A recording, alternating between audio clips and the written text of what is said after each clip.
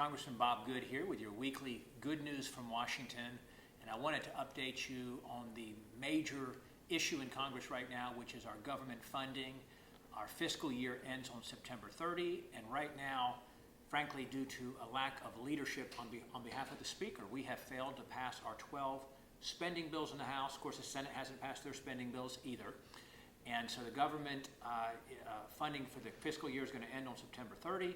And so what I am urging the Speaker and my colleagues to do is to pass our spending bills that cut our spending back to pre-COVID levels and that fund the Republican conservative priorities that reverse the harmful policies that the Biden administration, along with Pelosi and Schumer, have placed on the country and under which we are suffering right now and really that are destroying the country. So working hard, fighting to do that. I think we have a framework and an agreement to do that we will begin to implement this weekend, and hopefully we can pass our bills early next week or by the end of the fiscal year or early into the year with minimal impact on a pause in government operations. Once you know that a government shutdown just means that 15% of the non-essential part of the government doesn't continue, but the most important things, our military, our veterans benefits, Social Security, Medicare, those kind of things do continue. In the meantime, there may be a short-term funding bill that cuts our spending even further and secures our border that we pass out of the House. I am supporting that. I've never said I wouldn't vote for a short-term funding bill or what's called a continuing resolution unless I did say I wouldn't vote for it unless it did cut our spending and it did have wins for the American people on policies like securing our border.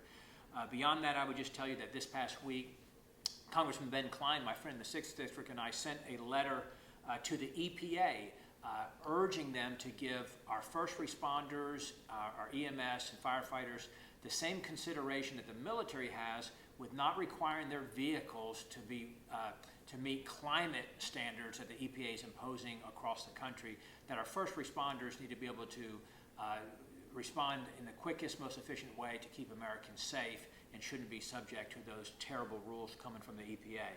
I also sponsored a bill, the No Vaccine Mandate in Higher Education Act, which would deny federal funding to any college or university that requires its students or staff to receive a vaccine that they don't want and don't need, and it doesn't respect vaccine freedom. And hopefully we'll be able to pass that out of the House soon.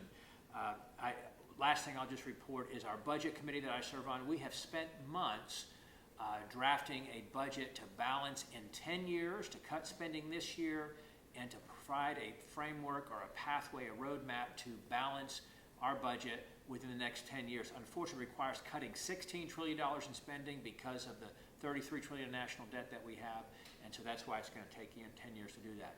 Well, thank you so much for letting me represent you here in Washington.